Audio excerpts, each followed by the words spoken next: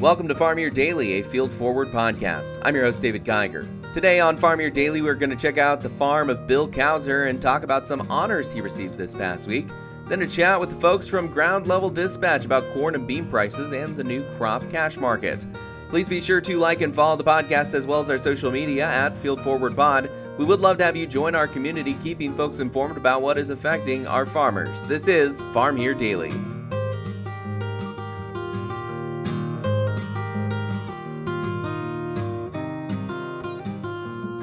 And joining us on Farm Year Daily, we have Bill Couser, very well known here in Central Iowa. So glad to have you on the program, Bill. And Bill is here because not only is he a very well-esteemed and established farmer in Central Iowa, but he's also being nominated and winning some awards here in the state. And we're going to go over that. But first, Bill, thank you so much for joining us on the program. And how are things on the farm this season? What's going on?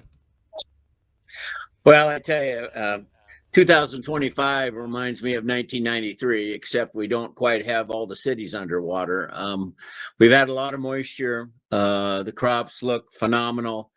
We do have a few holes where you just can't get rid of some of the water. But, when you start looking at these yields, when we look at our sweet corn crop, the sweet corn crop is unbelievable.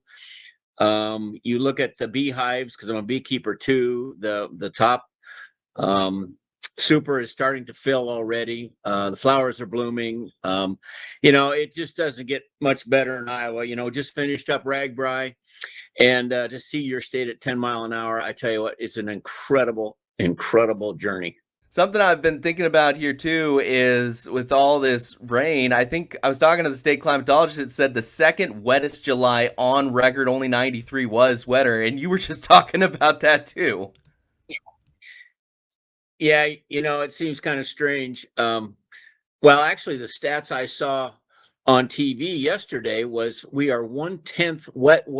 We're the wettest year ever by 1/10 of an inch. So I think last night beat it.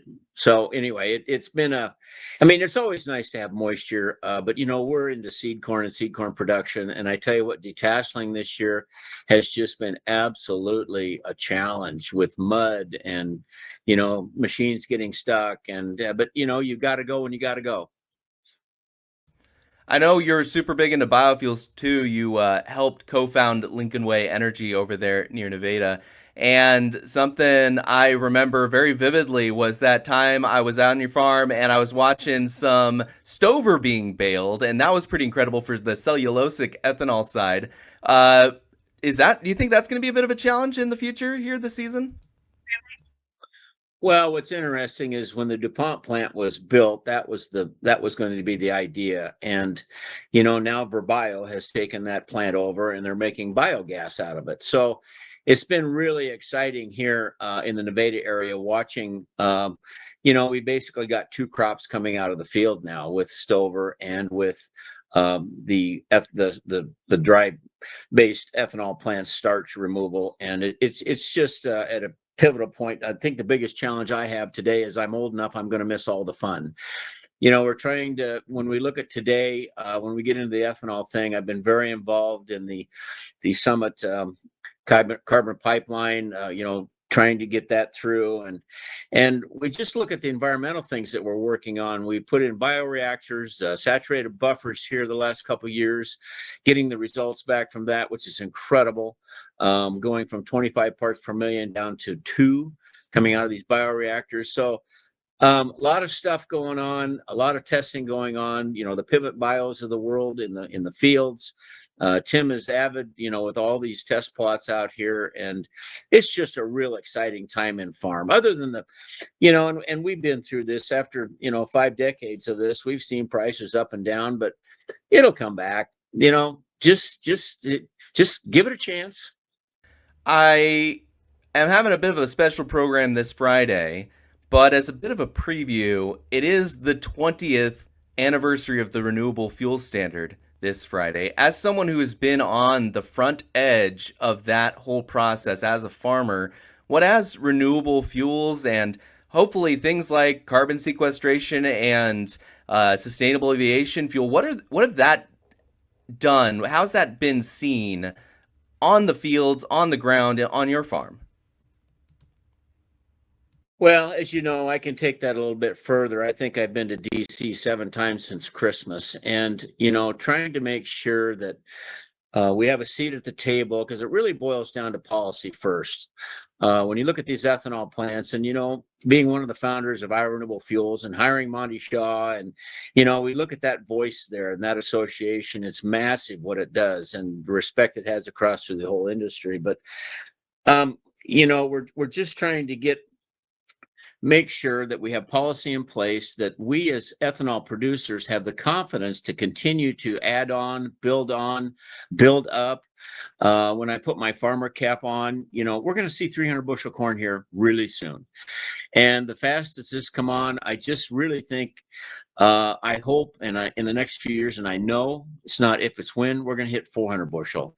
And we have to make sure, we as farmers, we as ethanol producers and leaders in this industry, make sure we have a place for this crop, so that we continue to, we're able to produce more with less, is basically what we're after.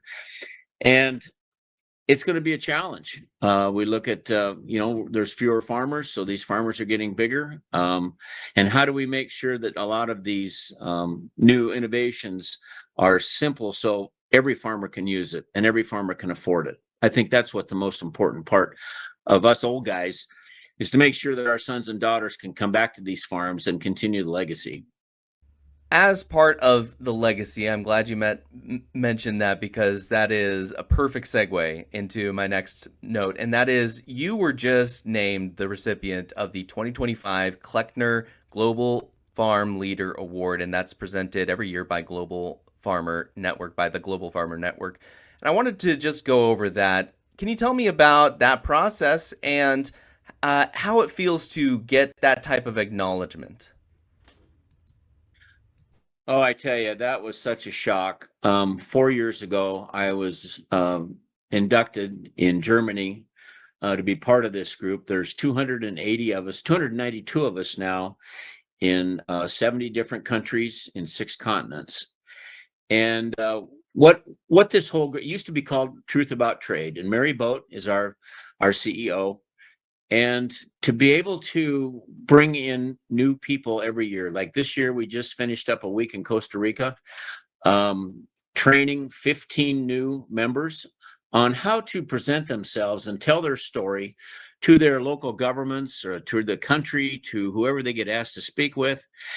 And we brought in 15, and being on the selection commission and on the board of directors, we had 218 applications for 15 slots. And when I look at the pile that we didn't choose, we have individuals from around the world that are just dynamite. And so it's so important, whether you're from Vietnam or you're from Netherlands or wherever, when you get asked to speak to your Secretary of Agriculture, you kind of prepare yourself how to tell your story and what your needs are, and your ask. I think the ask is probably the biggest thing, no matter what country you're in. It's like 2 years ago, couple that I went through the training with called Nancy and I up and said, could you come to the Netherlands? Our Secretary of Ags, they have 2 there, are going to come visit our dairy. And we need to have that bullet point list. How do we speak to them? How do we make sure we don't get the white knuckles when we're standing in front of them? So Nancy and I jumped on an airplane. We flew to the Netherlands. We spent a week milking cows. And I tell you what, it was just amazing to sit there and watch a husband and wife perform in front of their audience, and they didn't miss a beat. And like I say, they have a seat at the table. But the other thing that's really important about this is that, there's a lot of things outside of the borders of the United States that we really don't want to see come in here, because, and I'll take Netherlands for the example, their government wants them to reduce their nitrogen input by 50%, period, and reduce their cows by 50%. Well, that's science chasing policy. And here in this country, we have to make sure we have science first. and then we develop the policy around it and make sure stakeholders are at that table to be able to help form that. We may not like everything, and they may not like everything. And today in the United States, we have that opportunity. We have a relationship with the EPA that we've never had before. I actually sit on the Farm Ranch Rural Community Committee, was just reappointed here last year. And so that gives us a voice to the administrator. And because there's a lot of things we really don't want to come into this country, and how do we help ward it off, and how do we help them across the ocean be able to improve their lifestyles, improve their farming aspects, and not say you can't do this now because we don't think you should. Why is it so valuable to have that type of global connection? I think you mentioned a little bit, but for you personally, when you see the world, when you see people come to your farm, why is it so valuable to have that connection, that person to person, farmer to farmer connection? Well, like I say, there's with 290 of us now in this organization, we can actually, if there's a country that has a symposium or something, we can go to that country, pick that farmer that's been trained, and get them on a panel. Um, we can actually, I've been flown to different countries to help sit on a panel or participate in something. A lot of uh, Zoom and Skype calls, to be able to present yourself. And so I think I've kind of got away from your question, but I hope I answered it. You did, you did. Additionally, on top of this, and once again, congratulations on the 2025 Kleckner Global Farm Leader Award. But in addition to that, you were also announced to the Hall of Fame for 4-H here in Iowa. Tell me a little bit about that and your engagement and involvement with them. Oh gosh, that was a total shock. It happened a week ago at our county fair, and I mean, what an honor, and to follow in some of those footsteps that are on that plaque already. But you start out in 4-H as a kid, and you do all the stuff. You go through all the different training sessions there. You go to Washington D.C., and then I started farming, and you become a leader. And I think when my farming career started, the extension was my agronomic background. I mean, that's who helped us get started. So you go from a 4-H leader, was on the extension council for quite a few years here with Iowa State University that really deals with a lot of 4-H.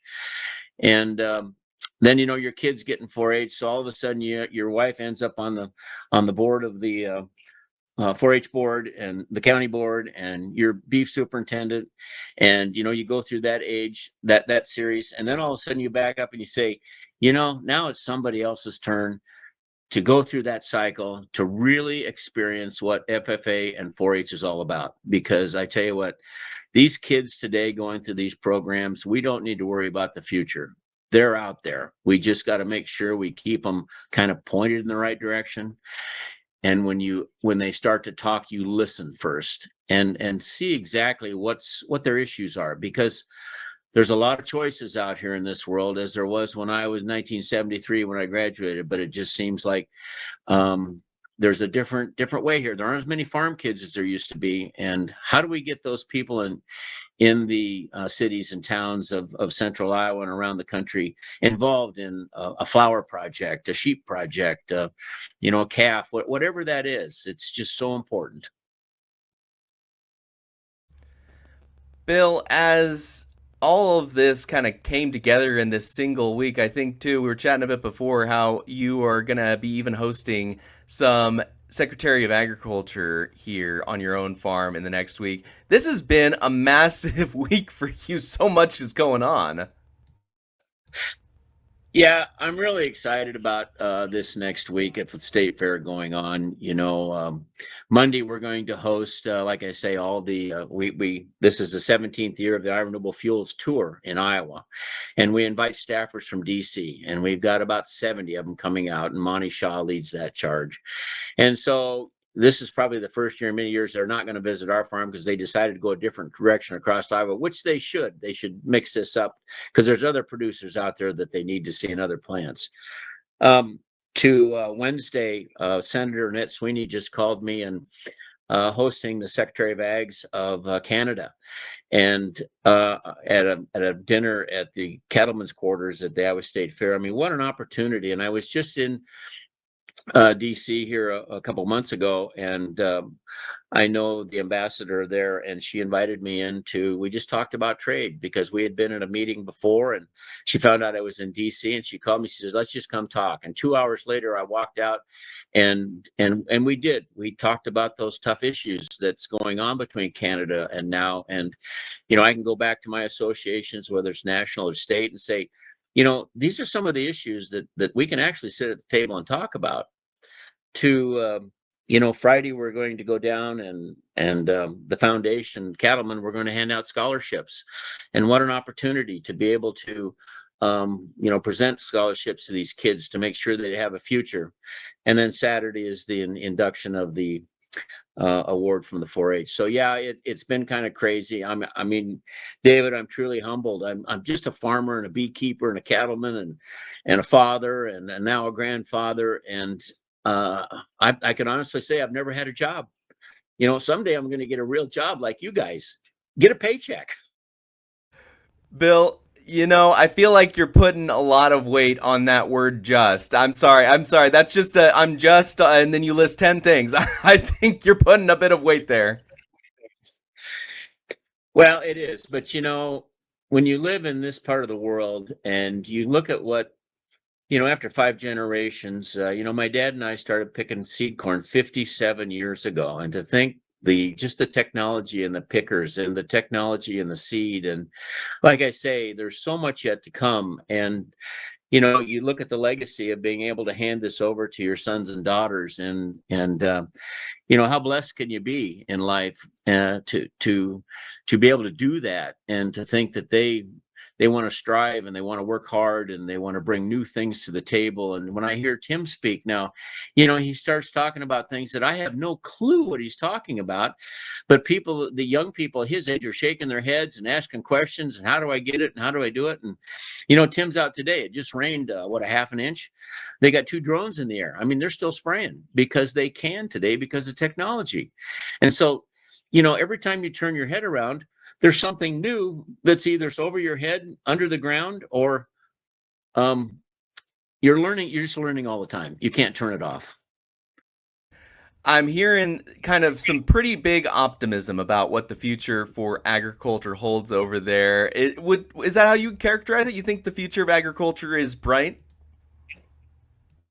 Oh, when I look at what's going on today, and after spending 3 weeks in Brazil last year, we started in Colombia, then went to Chile, meeting in Argentina.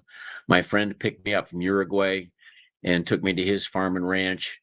Bruce Rastetter found out I was down there. He says, "Get to Sao Paulo, and I'm going to get you on an airplane, get you up to Brazil. We're going to show you the ethanol industry up there." And we've got true competition out there. When we look at how Brazil has changed, because I was there 20 years ago too, and I've been there on and off, they're going to eat our lunch. But there's also young people coming up down there too. I went to 5 feed yards when I was there, and every one of them walked out and said, "Hi, Bill. Remember when I was on your farm?" And so we think about what the U.S. farmer has done the last 5 decades is we've transferred knowledge all over the world, and it's competitive. And how do we make sure, because we don't have any more land here to farm in this country. You look at Brazil. I was with a young man that farms 40,000 hectares, and we did a podcast together. He said, "I just want to farm more." And I said, "Well, aren't you going to make your neighbors mad?" He goes, "No, I still have land to clear that I can farm." So we got to keep our pencil pretty sharp up here, and because it's truly competitive, and we'll get there. Bill Couser is a farmer here in north central Iowa, over near Nevada. He is a co-founder of Lincoln Way Energy. He is just nominated and received a recipient of the 2025 Kleckner Global Farm Leader Award and was appointed to the Hall of Fame for the 4-H. all in the span of about a week, obviously much longer over the course of your career. This has been in the making. Bill, I really appreciate you joining me here on Farm Your Daily. Thanks a lot, David. This is Farm Your Daily. We will have more conversations on the way, but first, let's take a look at the marketplace.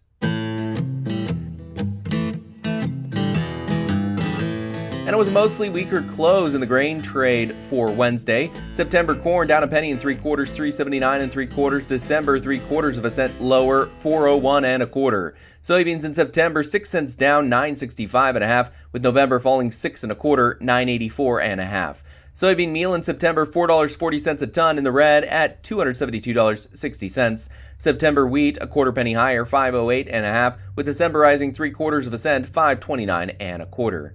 In the livestock market close for Wednesday, October live cattle up $2.55 a hundredweight, $229.65. December $2.57 more, $230.72. Feeder cattle in September $4.67 a hundredweight higher, $344.22, with October up $4.57 to $342.40. October lean hogs 82 cents lower, $91.97, with December falling 65 cents at $84.52 a hundredweight. That is the Wednesday market close. This is Farm Your Daily.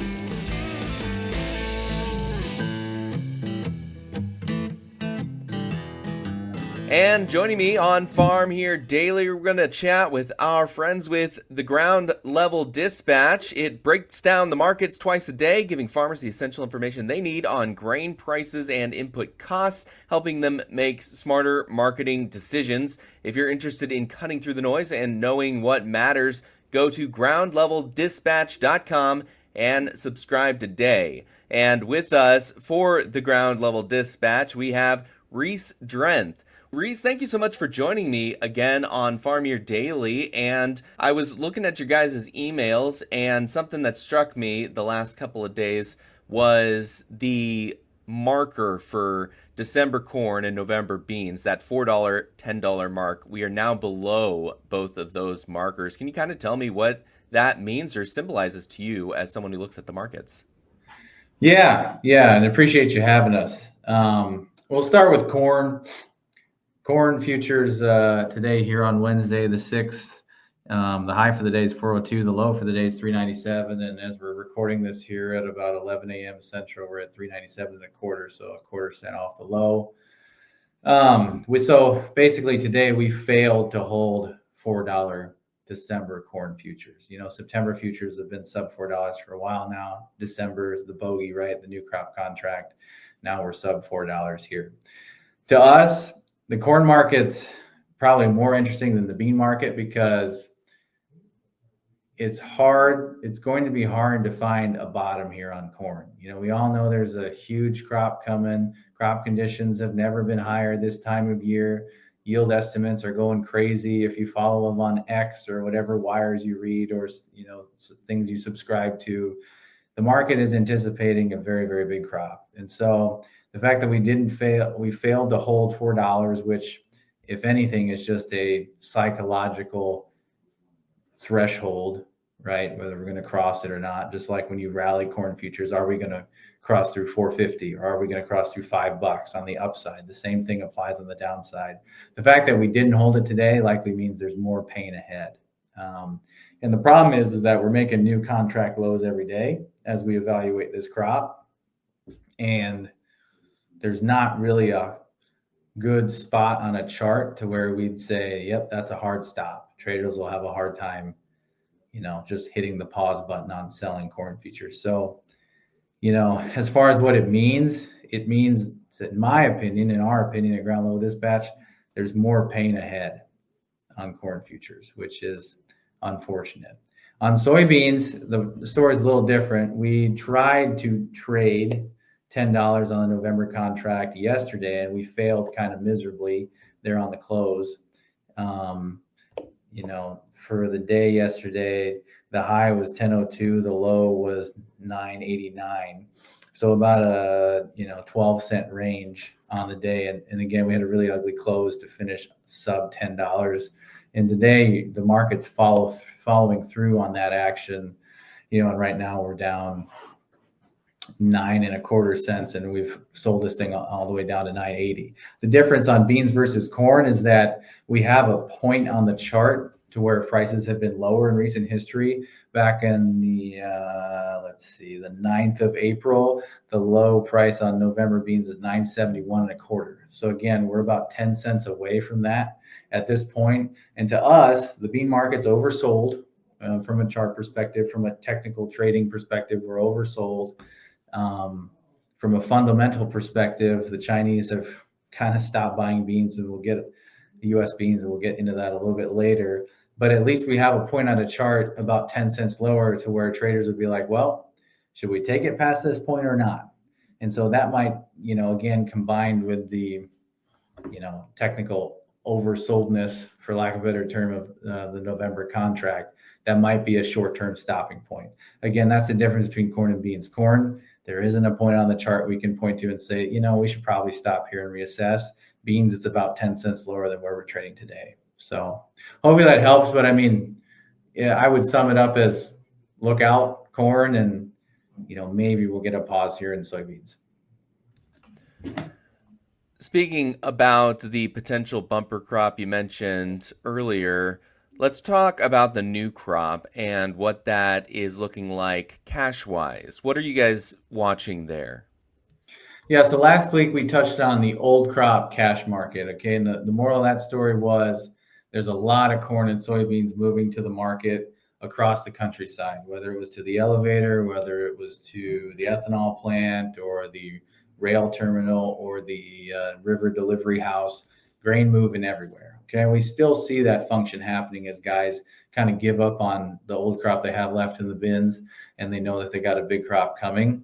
What's an unfortunate ripple effect of that action, particularly in corn, is that a lot of these elevators are now having to buy and choose whether they want to lug this old crop corn into new crop when combines start rolling and store it and mess with it that way, or they're choosing to, if they want to sell this old crop corn right away, to try to keep their bins empty and prepare for the big crop that's coming. So the ripple effect for that is very, very weak new crop corn bids. Okay, we've seen new crop corn bids, specifically in the state of Iowa, fall in the last 21 days anywhere from 10 to 25 cents a bushel, depending on where you're at. Let's say we've got 200, the state of Iowa, let's say we've got 215 average corn out there times a quarter of basis depreciation.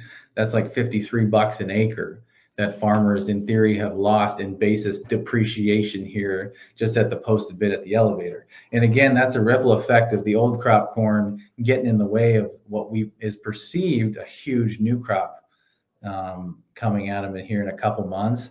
And so if you think about it, if you're an elevator, if your job is to get ready for harvest and you're dumping way too much old crop corn, you need to get that stuff out of the way right away. And if you can't, to keep your bins empty, and if you can't get it out of the way right away, then you have to pay less for the new stuff that's coming in. And so that's kind of what's happening on corn. Beans is a little different scenario. The soybean new crop basis depreciation is pretty much a function of one thing and one thing only, and that's the lack of Chinese soybean purchases. So let's say you're an elevator in Northwest Iowa today. You're on the CN Railroad, the Canadian National Railroad, and on a typical year when China comes to the U.S. and they buy a ton of U.S. beans, you're selling 2 trains a week out of your elevator to the Gulf of Mexico to be put on a boat and delivered into China. Well, that's awesome when the Chinese are buying beans. That keeps your doors open. That gives you a competitive bid to the farmer. It keeps your logistics running. You can make space for corn. Life is good. When the Chinese don't pay for U.S. beans, what do you think that bid is to the elevator up in Northwest Iowa from the guys who buy it in the Gulf? It's completely horrible. And so if you know that you're going to take in a lot of beans, which we think bean yields are going to be pretty good. We still have, the month of August to finish out, but we think they're going to be pretty good. If the value today you can sell for a bean train is 50 cents less than what you could sell a bean train for last year, then you have to pay the farmer less for beans. right? And so that's not only happening in Northwest Iowa, it's happening all over Iowa, Illinois, Minnesota, North Dakota, South Dakota, Nebraska, places that normally have big export bean programs during the fall. It doesn't look like that's going to happen today. And so again, the only thing you can do if you're an elevator at that point is pay the farmer less come fall. So, time will tell on beans, right? We don't know if the crop's made. We know beans don't like wet feed. It's been very wet in a lot of places. Who knows what bean yields are going to yield? So there is some potential saving grace there, but as long as the Chinese stay absent from buying U.S. beans, the year we would compare it to is 2018, and 2018 was the first trade war with China. We saw bean bids back up, and posted $1 under the November bean board for beans delivered in new crop. And, again, if the Chinese don't start buying beans, that's where we're going again. Reese, as folks are looking at this and as they are trying to get the latest data, you guys have this newsletter that you put out twice a day. We're working with you guys to have a month free trial. We'll have a link in our description if folks want to give that a try. But how do people see more of the work you guys are doing at the Ground Level Dispatch? Yeah, like you said, you can click the link there that you guys are going to provide your listeners. That gets you about 2 or 3 monthly editorials where we dive into stuff like, like this bean basis, it may be in more depth, or crop insurance calculations, more in depth, input analysis, more in depth. And then, the twice daily email distribution, or, grain bullets that we like to call them. Quick, simple 3 to 5 minute read. But again, we try to touch on complex things like we just talked about in a very short format, put them in, put the information in readers' hands for them to digest quickly and take action on them. And we try to dive into some of this stuff, like I said, and try to make it simple and easy to understand. And our goal here is just, we love to teach, we love to help people learn, and we think that Ground Level Dispatch does that. So yeah, click the link that Farm Here Daily provides and check it out for more. It will be in the description as well as tagged on our social media. Reese Drenth with us, Ground Level Dispatch. Thank you so much for joining us on Farm Here Daily. Thanks for having me. This is Farm Here Daily, a Field Forward podcast. Thank you so much for listening. Again, in order to continue to produce this type of local content, we would love to have you join our community, so please follow the podcast as well as our social media channels at Field Forward Pod. You can also find me on social media at Geiger Reports, as well as WHO TV Channel 13 every weekday in their morning and noon hour programs. Again, I am your host, David Geiger, and I'll be back again tomorrow, everybody.